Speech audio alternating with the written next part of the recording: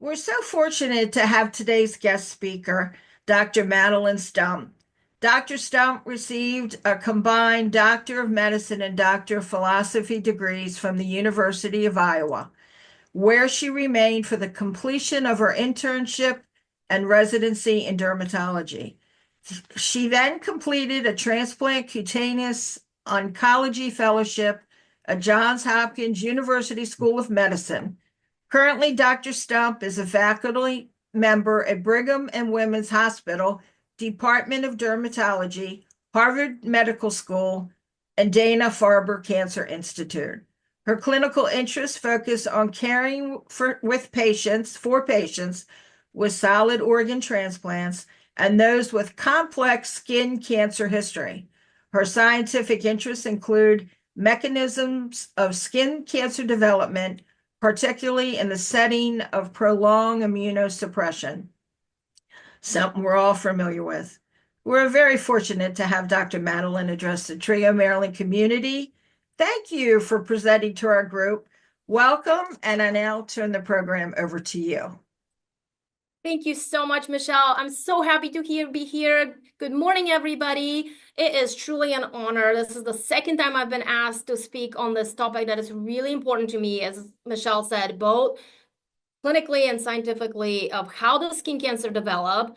What are the mechanisms behind that? How do we prevent that from happening? And what are the treatments in you guys, patients with solid organ transplants, those of you who have been under chronic immunosuppression for so long?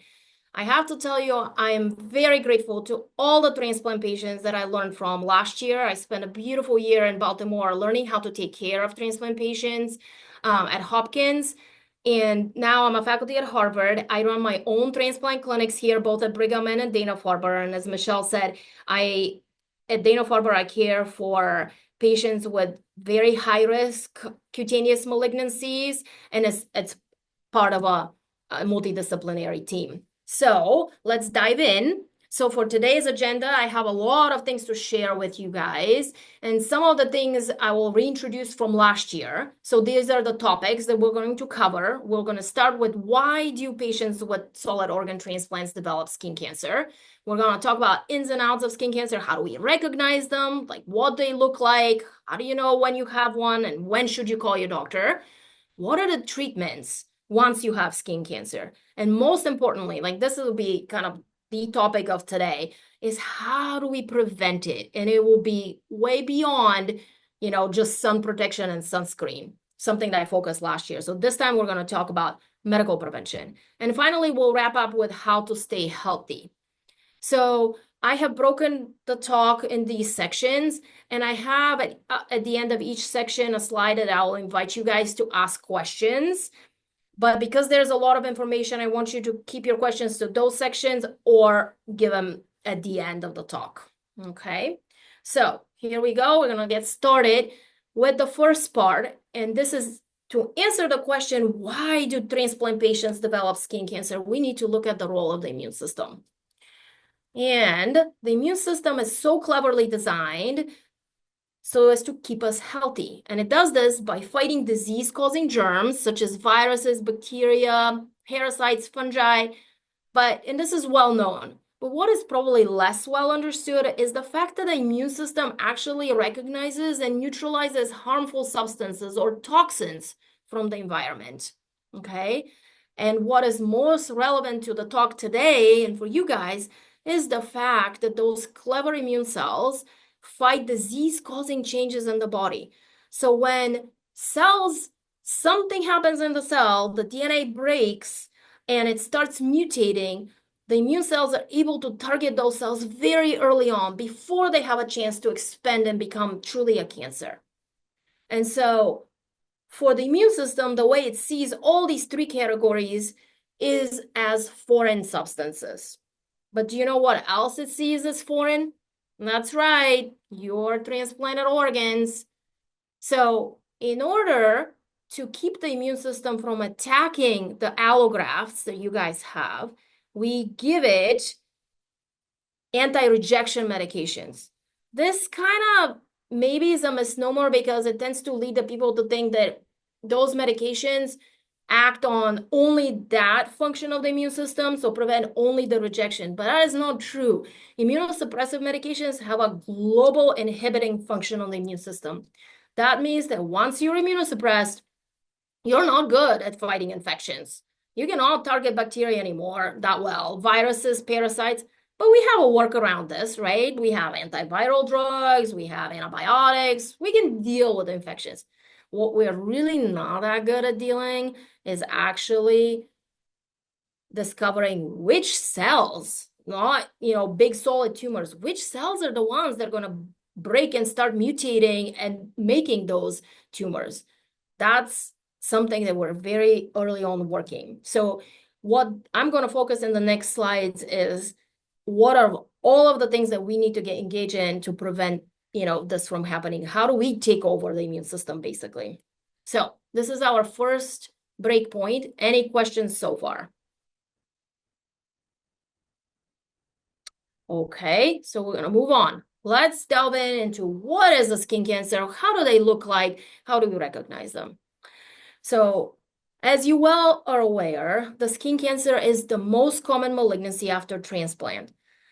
In general, so compared to the general population, just any kind of cancer is twice more likely in transplant recipients. Well, I'll take the odds. But the no-melanoma skin cancer is 13 times more likely. Okay, so that's a serious matter. And so here is the statistics from the general US population. The lifetime risk of someone who's been born in the US and is currently 70 years old is that 20% of those individuals, so 1 in 5, will develop skin cancer in their lifetime. If this is a white transplant recipient, that risk increases to 50%. So 1 out of 2 white transplant patients will develop skin cancer. The news is better for the non-white transplant recipients because they have a risk of 1 to 6% of development of skin cancer. You may think, well, that's great news. Well, that's where it ends though, because the non-white transplant patients are more likely to have less frequent dermatologic exams, less skin cancer counseling, less cancer, and more skin cancers that are in sun protected or hidden areas. So cumulatively, all of these points make it more likely for non-white transplant patients to be diagnosed with skin cancer later when we have harder time having treatments and things become more extensive. The good news on the bad points here is that all of these factors that I just mentioned, they're preventable.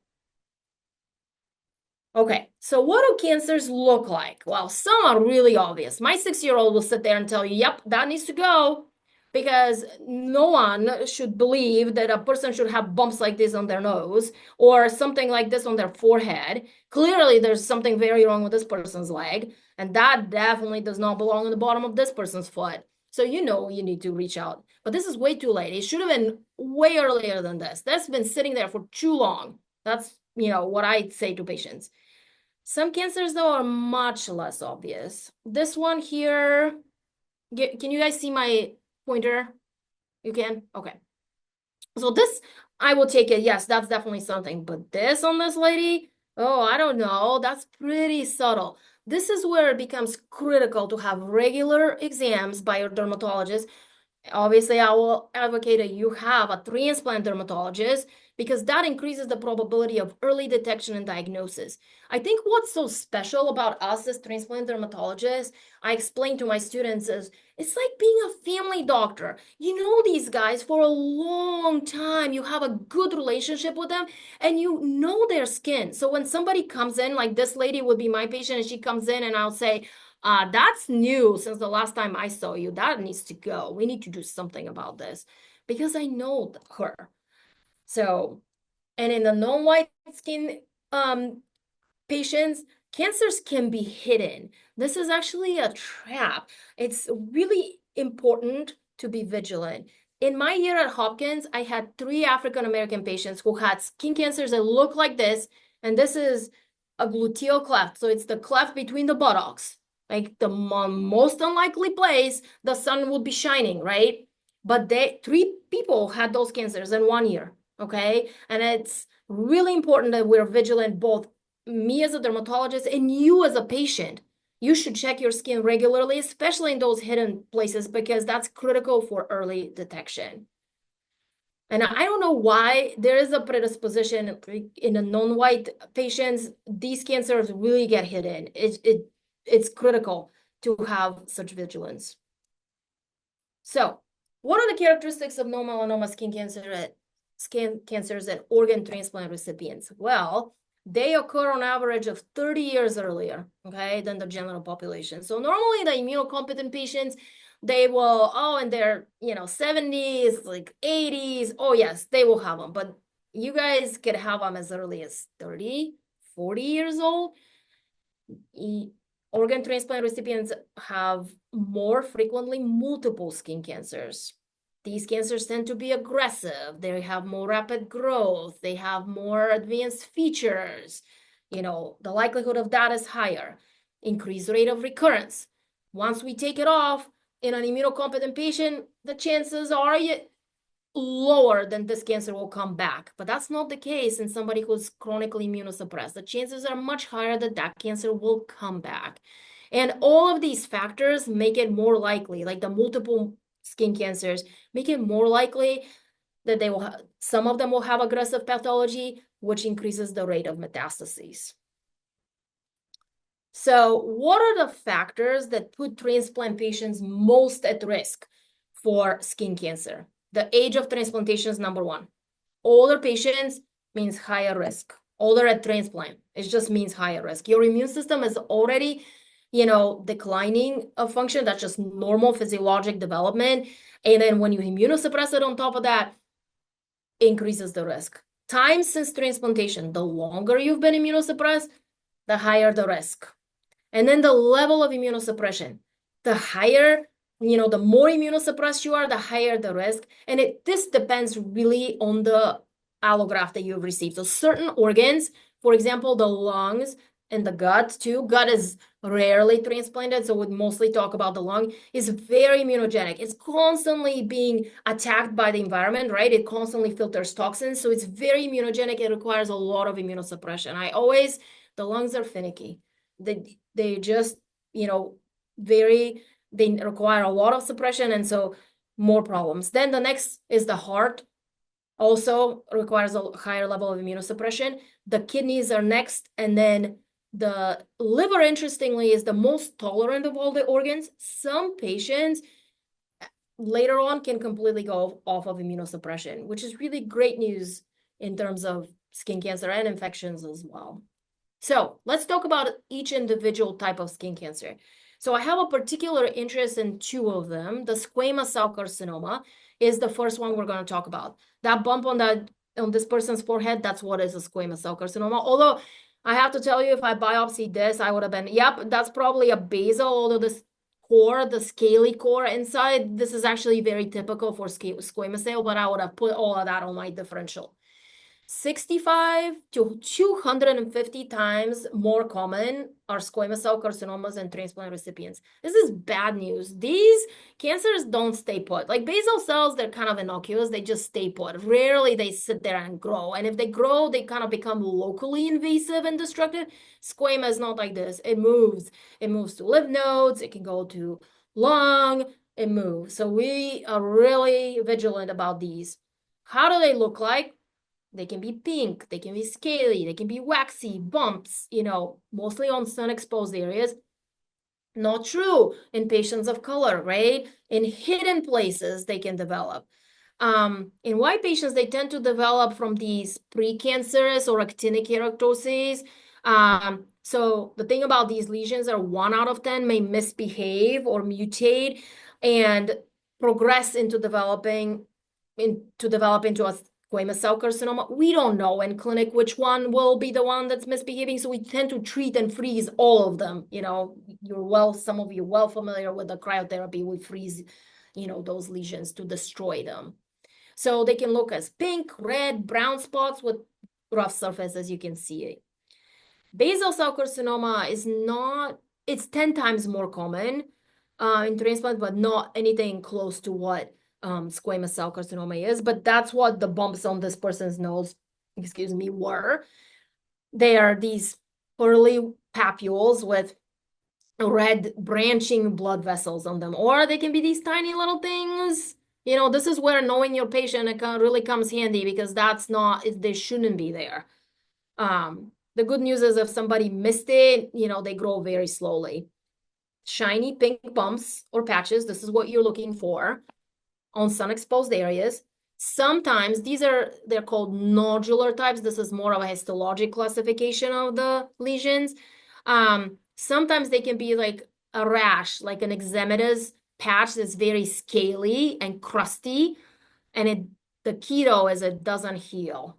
So if you put steroids on it and it doesn't go away, it is a skin cancer that needs to be biopsied until proven otherwise.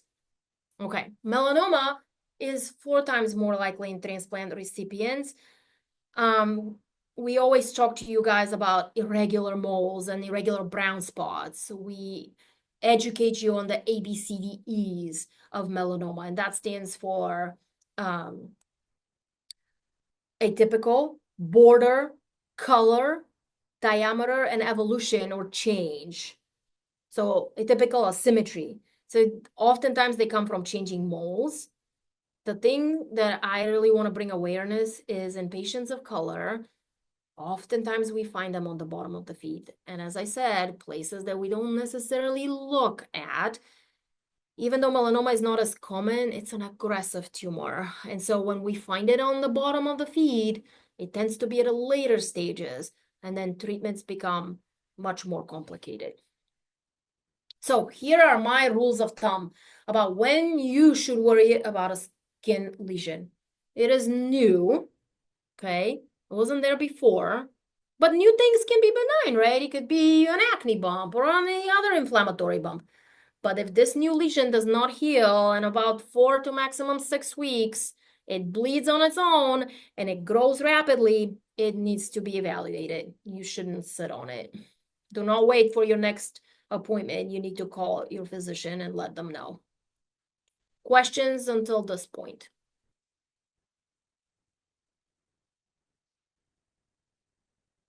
We Okay. don't have any questions in the chat feature. Does anyone want to speak up? Do you have a question at this point? Okay, that sounds good. So we'll keep moving on. Okay, so you were diagnosed with skin cancer. Now what? When I do a biopsy in clinic, I always tell my patients, okay, we don't know what it is. All of the treatments that we're gonna talk about depend on the stage, okay? What does that mean? If it is an skin cancer that is confined to the only top layer of the skin, like this brown up to here, the epidermis, it is considered in situ. So this is the medical terminology, histological terminology, or early skin cancer.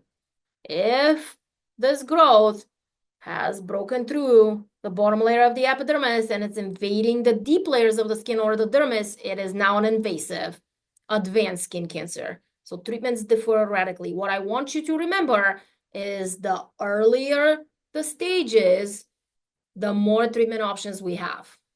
So what are those for early stage skin cancer? Well, some of you who are close friends of ours, and that's what I tell my patients, we're going to be good friends for every 3 months now for a while till we kind of get you under control, and then I'll let you go for maybe 4 months at a time. But so those friends of mine that I see them at every 3 months or even shorter period, they're well familiar with my cryo gun. So this is using liquid nitrogen to freeze off abnormal cells, and it's able to do that. Like this rapid freezing and thawing at a very low temperature destroys the cancer cells, and oftentimes very effective.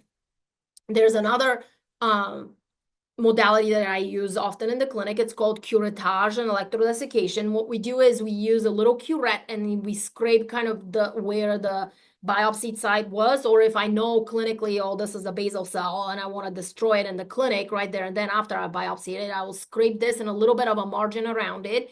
Then I use an electrical device, a hyfrocator, it's called, and I burn the cells there. So it's kind of the hot version of the cryotherapy. So scraping and burning is what we call it in the clinic, colloquially. This, though, is my favorite modality I use topical chemotherapy a lot, and I'm going to talk about it. I want you to be well familiar with the mechanism because oftentimes when patients don't know how it works and kind of why I really like it so much, they don't buy into the treatment. And I also, unfortunately, this combination of the cream is not available through regular pharmacy as an insurance covered. So I order it through a compounding pharmacy. So I want patients to understand what they're paying for. So this is what we're going to go over. And then finally, we have surgery. For skin cancers that are in situ, so early stage, we reserve this because patients who have had many skin cancers, they really they have a surgery fatigue. But the way I view surgery is if I have biopsy the lesion and it comes back as an in situ, but the bottom is transected and we cannot really rule out growth underneath, like an invasive portion, roots, then I definitely send patients to surgery because that's a definitive treatment. It's a gold standard. NCCN guidelines, this is a gold standard. So let's talk about how my favorite chemotherapy cream works. So the main component is fluorouracil, or 5-FU, as some of my friends affectionately call it. So what it is, it's an anti-metabolite, and it targets DNA damaged cells. Okay, so UV light comes in, it causes changes in the DNA and the cells in the skin, and they proliferate. But this is an anti-metabolite, so it stops that proliferation. And not only that, but it recruits immune cells here in blue to cause inflammation and to mop up any abnormal cells here that have been targeted by the drug. And so in about 14 days, patients that have a lot of actinic keratosis and they put the cream, they become red as ground beef, I say it. And because all of the cells, all of the abnormal cells are targeted, and this is the reaction we want. We really want that inflammation. If you didn't have inflammation and a medication didn't work, you didn't do anything. And I'll talk to you about another medication, actually a case of why I don't use it. So what the addition of the calcipotriene does, calcipotriene is a vitamin D derivative. Those of you who have psoriasis are probably very well familiar with this cream.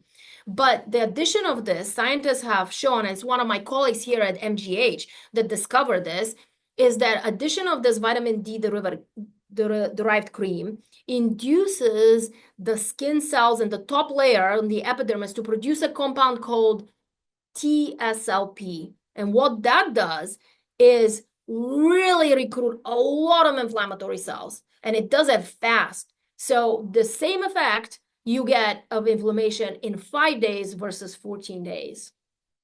Okay. So here, to give you even a further, now this is where we're going to go into the science, and you got to bear with me because I am a science nerd. After all, I went for, 3-4 years to do a PhD. So I always talk about science. So here is a figure of that seminal paper. It's a randomized controlled trial of the calcipotriol, or is this the calcipotriene is the second component, of the cream with fluorouracil combination versus fluorouracil alone on actinic keratosis or premalignant cells. We're looking at 4 different actinic keratoses, right? And we're comparing the calcipotriol, the combo cream, versus just 5-FU and Vaseline as a control for the calcipotriol. And so we're going to look at the green boxes are outlining the combo cream for 2 different lesions. Here now, on the horizontal lines, you see H&E. It's a histological stain that we do for all lesions. It just gives us the morphology of the lesion. And you're looking at the top layers, the epidermis, and here's the dermis. We can have another class about this sometime later. But what I have outlined in red is a special stain for immune cells. So T cells, a part of the immune system, and they're composed of CD4 and CD8 cells. That doesn't really matter. They're all immune cells. So we're going to look at cumulatively at the CD3s. So what you can see here in the sections that are treated with the combo cream, there is much more intense staining of immune cells compared to fluorouracil alone. This actinic keratosis, my goodness, that was even a better response. Very intense staining all throughout the immune cells here compared to 5-FU alone. So This is why we're using the combination cream because of much higher effect. Or it triggers a much more robust inflammatory response, and it does it fast. So if that's your key point here, there's just a little bit of inflammation here and a lot more here. And it actually works really well in transplant recipients, even because of even though, of chronic immunosuppression, one would hypothesize that it wouldn't be as effective, but it is. So, and there are clinical trials and more of case reports of where that has actually been shown. So, take home point, the earlier the cancer is, the more treatment options we have. So therefore, if you see something, you say something now. Okay. Now we're going to keep going, and we're going to talk about skin cancer treatments for advanced stage cancers. They're often used, this is the disclaimer, that the treatment options here at this stage are often used in combination with depending on the tumor location, spread, and overall health of the patient. So surgery will be our number one modality because it's a definitive treatment. But oftentimes the tumors are much more invasive. They have nerve invasion. They've gone places. We combined it with radiation therapy. We also can combine it with chemo and targeted therapies. And finally, we have now also immunotherapy. I'm going to take a step and talk a little bit about immunotherapy in transplant patients because it is a controversial and highly risky type of treatment. It does opposite of immunosuppression. It activates your immune system to let it target the cancer.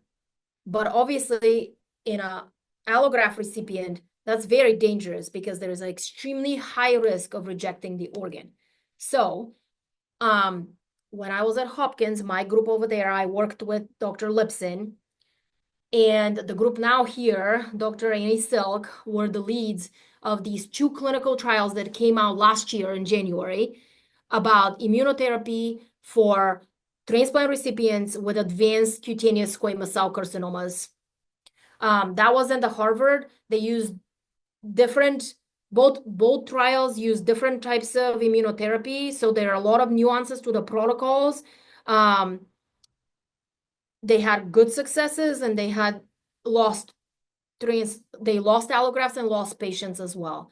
So this remains a very high-risk balancing act, and it's considered a salvage therapy, a palliative option, and we really don't want to get there. This is why the education so much and harping on detect it early. Okay, early detection basically stops this from in situ progression to metastasis because this will happen. When there's no immune system in check to check this process will keep on going until it finishes here. And no one should die from a preventative disease. Okay, so questions for this point.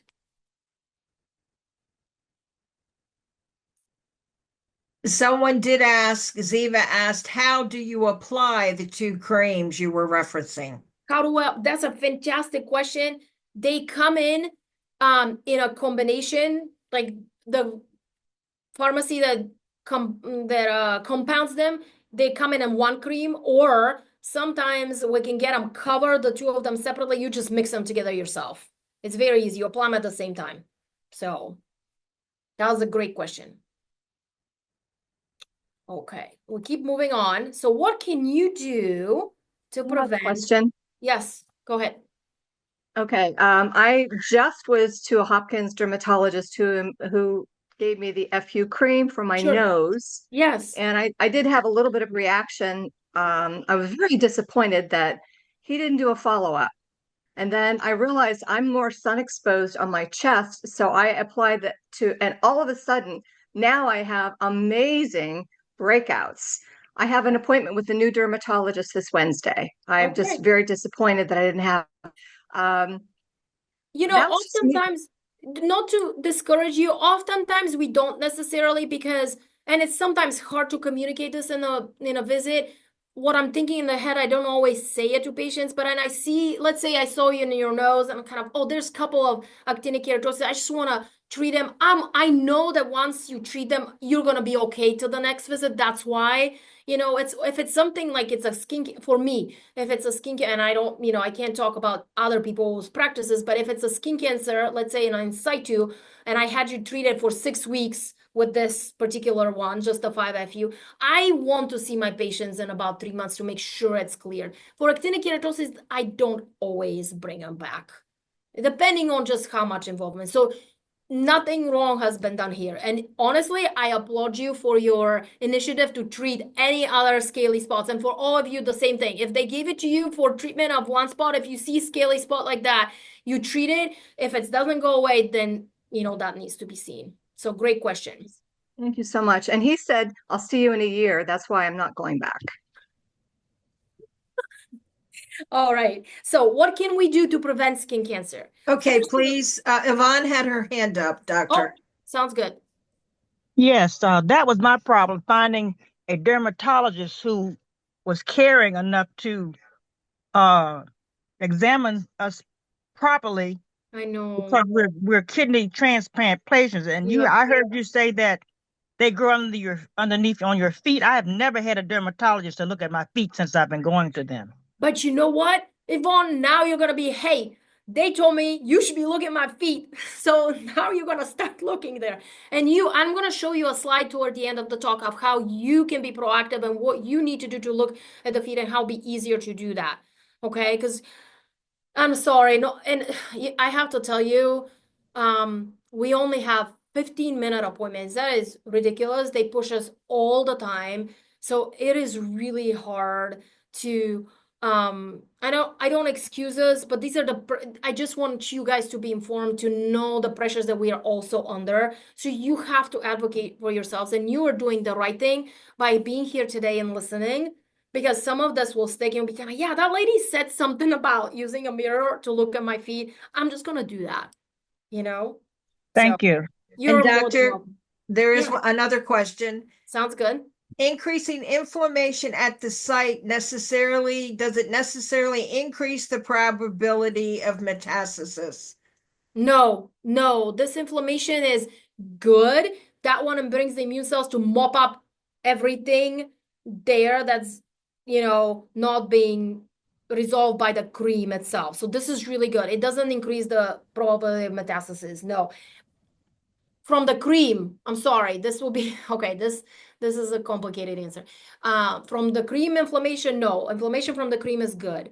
Inflammation in general, like the picture, remember, of the guy with the leg stuff, chronic ulcers, what are characterized by inflammation, the cells will start mutating. Inflammation will increase the risk of this becoming malignancy. If that malignancy is left growing unchecked, there's a high risk and a higher probability of this growing places. As I said, squamous cell carcinomas, they don't stay put. So good question. And Ronnie has his hand up. Ronnie, you want to ask your question, please? Yes, thank you very much. Doctor, I have the combo cream, by the way. I love it. It's my Yay. dermatologist referred to it as Freddy Krueger cream. Love it. Oh, I'm gonna start using that. I love that.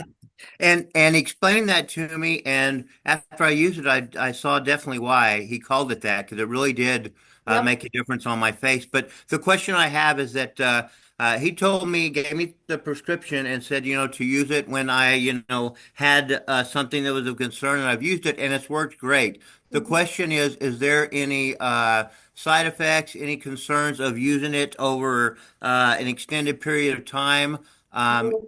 Using the cream, maybe in various spots, but over a extended period of time.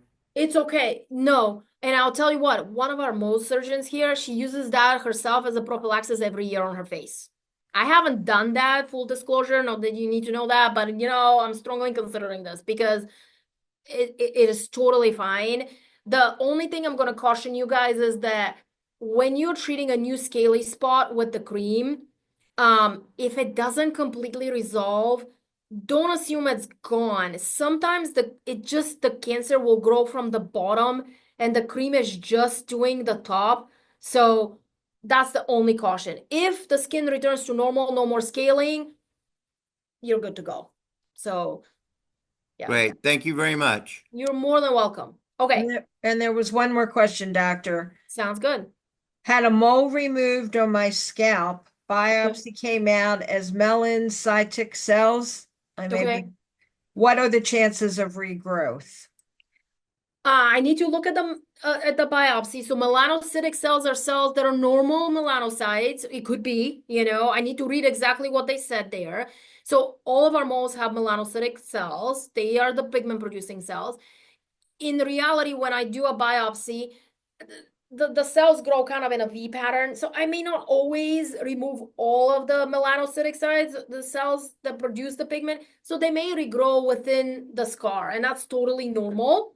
So if it was a benign lesion, that's totally fine. No dermatologist is going to leave a lesion that was concerning for, abnormal cells. That would have been addressed, and treated. So I think if it was a benign mole, hopefully that's what they explain to you, then it's fine to just observe and make sure, in the next physical exam. And we have one more hand raised. We're gonna let Jeta ask her question, but then we're gonna let the doctor move on so she can Yep, 'cause continue we're- her sorry. presentation, please. Last question, sorry. Yeah, this is the melanocytic mole that was removed on my scalp. But yeah, they explained it to me that it's benign. Okay, yeah. No, Yeah, that but looks I'm like just a normal wondering. mole. Yeah. Oh, it is?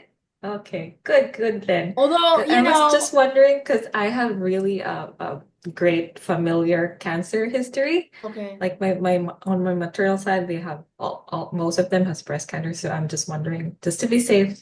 No, I totally get it. Again, it's hard for me to make diagnosis from here. It's kind of like AI looking at pictures, right? But as long as they said it was okay and I'm reading the pathology, that looks to me like this. I wasn't the one examining it, so full disclosure for that. I would just make sure, if it was on your scalp, every couple months I'll just be okay. There's no regrowth there. Yeah, thank you. You're more than welcome. All right, so let me move on so we can get also to the meat of the presentation. So what causes skin cancer? We know it's UV radiation, but there's two kinds of UV lights. Let me just, UV rays. So UVA and UVB, this is in your sunscreens, broad spectrum, but the UVA are there the longest rays. They pass through the windows in your car. Don't say, oh, I'm just going to put sunscreen if I'm going outside. No, they go through your windows in your car and your office, okay?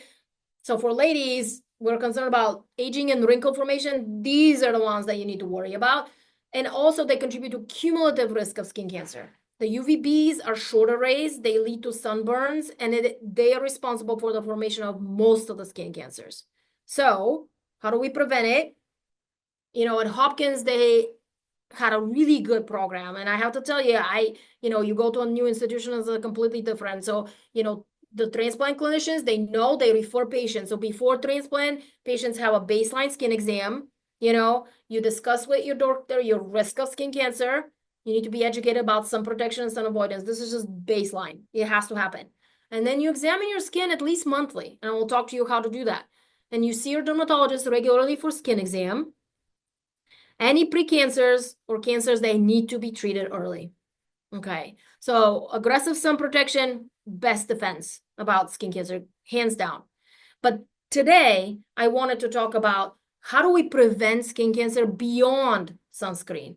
Is there an effective medical method that we do that?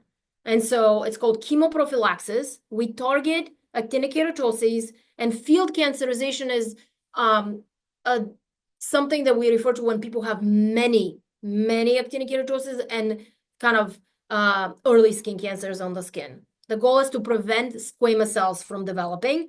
And what do? We use topicals, we use oral agents, and we use vitamin derivatives, all in a combination. I often do. So I told you about my favorite combo cream. It targets actinic keratosis. I use them for squamous cell carcinomas in situ. I use them for superficial basal cells. We have an Aldera cream. It's called imiquimod. It works by a completely different mechanism for all of the same indications. I have to tell you that in some of my patients, I combine the two in different regimens. And then There's these other things that are available and have been approved by FDA. This is the clofenac cream, and then this is called Glyceri, or it's terbinabulin cream. I have to tell you, I'm not using any of these because I had a patient a couple months ago. He loved this one, the Glyceri, and he said, I never get any inflammation. It's wonderful. My skin doesn't hurt. Guess what? I biopsied off of his face where he had been using this, a couple months ago. It was a squame. So no, I'm not using it. Okay, so here is something that you may not be so familiar with. What are the oral agents and medications that are available for chemoprophylaxis? So I'm going to start with something that has been present and used in Latin America for decades. It's a fern extract, and the Latin name of that fern is called Polypodium leucotomus. It's an over-the-counter supplement. It comes in as a HelioCare. That's the brand that I actually make my husband take, and then that I recommend to patients. There's niacinamide, which is a vitamin B3 over the counter. And acitretin is something that I use in a lot of my patients with many skin cancers. It's a prescription only. So let's talk about each one of them. So the polypodium or the fern extract is very safe. Again, it's a supplement, so it's not regulated by the FDA. There's some evidence for UV protection, and I'll give you the kind of the rundown of what the science behind it is. There's no really robust data for SCCs, so squamous cell carcinomas. And the way you dose it is 240 milligrams twice daily. I use it as a sunscreen in a pill, in addition to the sunscreen that you're using on your body. Niacinamide has the best data for over-the-counter formulation. It reduces actinic keratosis and non-melanoma skin cancer rates in high-risk groups, which is you guys. Not effective in melanoma or metastatic settings. This is, it can't do that. So the dose is 500 milligrams twice daily. Acitretin is only prescription. This is the most potent oral chemoprevention for squamous cell carcinomas. It reduces the risks by more than 70% in high-risk transplant patients. The side effects, though, it has some significant side effects. It could be dryness is the main one, but it can affect lab values like lipids, and it can, like blood counts and the liver enzymes. It's a teratogen too. So usually we use it in older people, so that's not an issue, but that needs to be known and it needs lab monitoring. So what is the evidence behind each one of these? So I love Polypodium. It's a South American fern. It has evidence for by taking it, it reduces the formation of reactive oxygen species in the skin. It actually modulates immune response. So it will inhibit macrophages and neutrophils to secrete these pro-inflammatory substances that actually will cause this chronic inflammation in the skin. So that it does. It will upregulate P53. For those of you that are not necessarily science nerds, this is the guardian of the genome. This is the molecule that tells abnormal cells to stop dividing. But tumors are very clever, and they have invented ways to inhibit this tumor suppressor, and so to overcome this. But the polypodium leucotomas, it will upregulate that molecule. So it will stop DNA mutations. It will kind of make it easier to stop and detect DNA mutations. And also this is another cyclin D is another kind of a stop check that it will stop, that it will prevent. Here it has effects on photoaging by decreasing the activation of certain metalloproteases and just kind of breakdown of collagen. It is very safe. I published a paper, and I'm going to show you an excerpt of it, of a kiddo that we treated with polypodium. This child had a condition, very actually terrible condition. It's called actinic prurigo. So it's sun-induced, very itchy, scaly plaques. Look at her cheeks and look at her lips. Every time she goes out in the sun, even if she's covered with sunscreen, she will develop these. And it's not just her face, it's her arms, her legs. They're awfully itchy and can leave scars because of the scarring. So the treatment for this particular condition is thalidomide. No one is gonna, in their right mind, give a child thalidomide. So this was never described before. We tried it. I talked to the parents and we looked at the literature and we decided to try it. It was so effective on her. This is her in her hotel room, and I think it was in the St. John Island, so tropical island, with sunscreen and polypodium. She was able to enjoy that vacation. Mom told me she stopped wearing sunscreen in school because the lights, have UV and it will cause her to break out. So it is photoprotective in UV challenges models. It will decrease the sunburning cells, and as I said, increases P53. So that child now is happy and able to function normally. So the only thing is we don't have randomized trials in squamous cell carcinoma, and probably it wouldn't be as effective. So I use it together with sunscreen, especially in the summer, as a cumulative protection. So here's the evidence, though, of niacinamide.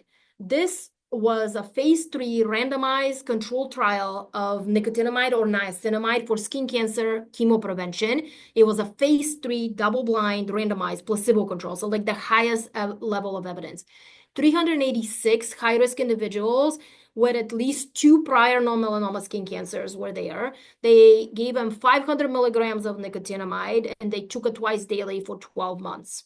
And so here is one of the kind of graphs, and it shows significant reduction in new non-melanoma skin cancers in the nicotinamide group right there in red compared to placebo. 30% reduction in new squamous cell carcinomas, 20% reduction in new basal cell carcinomas. Significant decrease in the actinic keratosis at multiple time points. So let me tell you, all of my transplant patients are on this. They just are. There was a trial that used niacinamide in transplant recipients. The data, however, came out equivocal, and people argue that is not effective in transplant recipients. Our group here from Harvard has argued against that because beware of the conclusions. The study was underpowered. They stopped it early due to poor recruitment. They only had less than 80 patients per group. As you saw, the other study, they had over 150 patients per group. So to show an effect, you need to power your study. So the conclusions are not there. Given that the medication is not medication, but the supplement is so safe, we extrapolate from the immunocompetent population. Okay, so now the acitretin. So when you are immunosuppressed, this is how skin cancers develop. You're immunosuppressed, the keratinocytes are abnormal, DNA mutates, squamous cell carcinomas form. Acitretin comes in and has the following several effects on keratinocytes. It is anti-proliferative, so it will stop them from just abnormally grow. It will differentiate them. So when they're in an undifferentiated state, they're more likely to just be abnormal. And it's also immunomodulatory, will kind of induce signals that are suppressive for the formation of skin cancers. And here's the data. Way back when in 2002, there was the first trial for non-melanoma skin cancers in renal transplant recipients. Daily doses of 10 to 30 milligrams reduce squamous cell carcinoma by 73% in high-risk solid organ transplant recipients. And I know when my patients are not taking it, just as the paper said, there's a rapid recurrence after discontinuation. So it is FDA approved for chemoprevention in transplant recipients. Again, massive reduction in squames, but you have to go up to the higher dose. Side effects are dryness of mouth, mucocutaneous, like eyes, hands, peeling, liver, and lipids can be affected. That's why we monitor labs every 3 months. And as I said, it's a teratogen. For younger patients, it needs a 3-year washout for women of childbearing potential. Okay. I'm going to send this to Michelle so you guys to have a summary table of the evidence for all these 3. And again, polypodium is antioxidant and photoprotection. It's a sunscreen and a pill, but you can't just use it alone. It has to be together with all other measures. So evidence level is limited. We can use them in anybody and everybody. It's over-the-counter and safe, as we saw. Niacinamide, it enhances DNA repair. That's how it works. It's very good evidence in the general population, the contract trial, as I showed you. To be fair, the data is limited in the solid organ transplant recipients. We extrapolate from the immunocompetent patient trial because of the fact that the transplant trial was underpowered. And acitretin is fantastic. It decreases proliferation and increases differentiation of keratinocytes, and that is the strongest level of evidence in the transplant recipients. I put here kind of a note, exclamation mark. It does have side effects and it requires clinical monitoring with labs. Okay, so for my patients, I use a tailored approach to chemoprevention because this balances efficacy and tolerability. So acitretin shows the strongest, SCC or squamous cell carcinoma reduction, but all agents play a role. And I told you I use them all in a combination, different regimens I often use.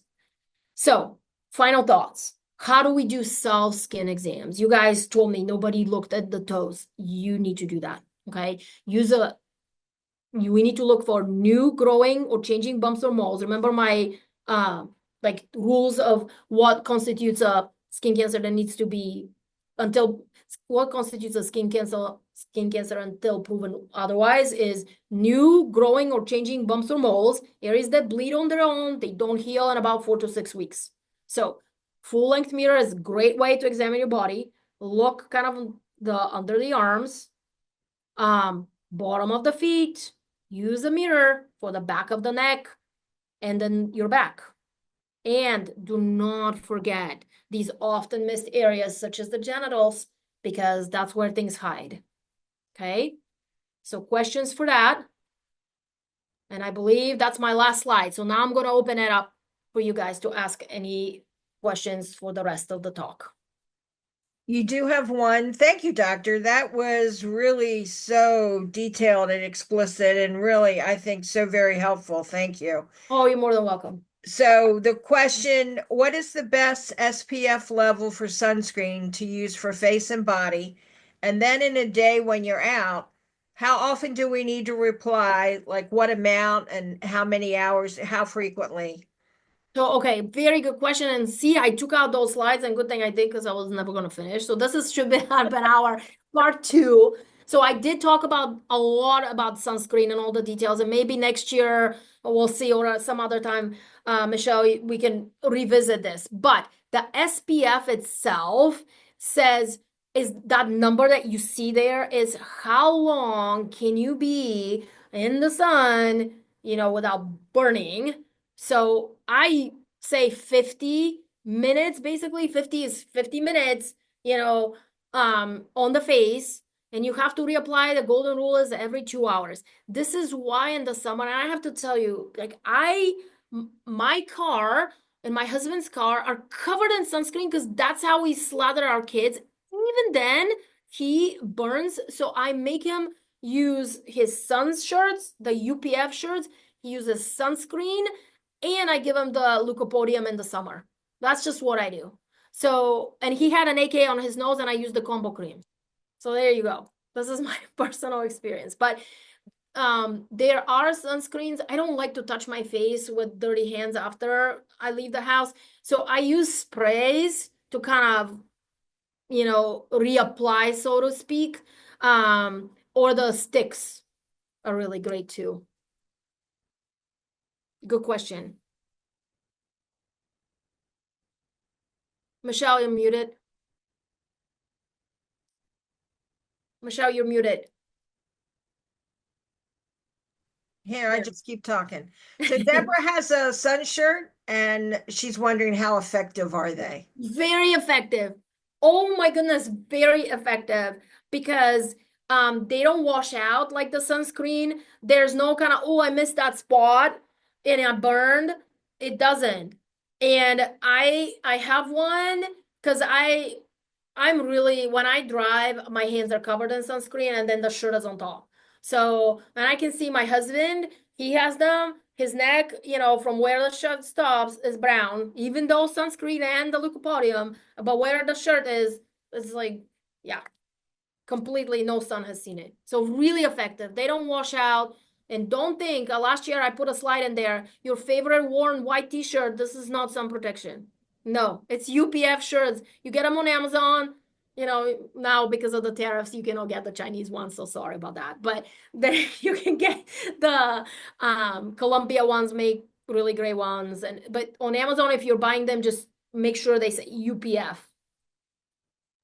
Okay, I think I'm going to, thank you. I think I'm going to mess up some of these words. Insight on tretinoin gel 0.1% for carcinoma apart from its hyperpigmentation. So insight on that. Oh, wait a second. Let me just, can I see the mess? Oh, insight on tretinoin gel 0.1 for carcinoma apart from its role in hyperpigmentation. That's a whole other topic, but the tretinoin, just as in acne, the role of it is to normalize the way skin cells grow. By itself is not gonna go. Okay, it's not gonna do anything for the cancers. And this is, we're talking about precancers and in situ at the best of times, right? Not anything that is grown roots. I use tretinoin. There's maybe some other time I'll give you guys a talk. I love this combination. It's by a group. I forgot where exactly. I think they're from down south, and they use tretinoin 0.1. They use fluorouracil, but 2%, and they use a imiquimod. And I've done this combination in patients with actually even big basal cell carcinomas, and it is very effective, but it has to be done under observation. So it has a role, but it's very specific. This you yourself, you cannot do this yourself. It has to be under, and there's not clinical trials, for all these. These are, small case reports. So I hope that kind of gives you a little bit of answer. Yvonne has her hand up to ask a question. Sure. Yes. So you say put the sunscreen on every 2 hours. Now, Ugh. what the sunscreen always said, you put it on and you stay inside before you get into the sun. There Now, you if you're already in the sun, you just spray it on anyway. Well, so you put your first layer goes at home, 30 minutes, but who does that? We never remember this, right? We're kind of, oh, I'm leaving. Oh, yeah, the sunscreen. That's usually like how it goes. But in the ideal situation, you put it on before, and you're gonna use, yeah, that was in a whole another lecture, right? The mineral-based ones, the zinc oxide and titanium dioxide, they have best broad spectrum coverage and also cover visible light as well, which causes hyperpigmentation. So you put it on, and that physically basically deflects the rays. That one, I think mechanistically, you can put it on and you can go out. But it's that first layer that's your base layer, and then reapplication kind of fill in the gaps is, every 2 hours. Thank you. Yep. And Karen thanked you for including such detailed information about skin cancers in people of color. So thank you for all those details. Oh, more than welcome. And that seems to be all the questions. And I have to tell you, I'm so glad you covered on some things that we really hadn't seen before and went really into great detail.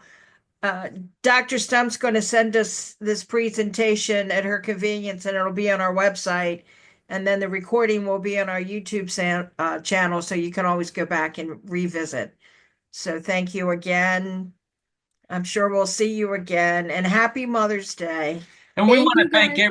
we want to thank everyone for attending today. We love seeing your smiling faces.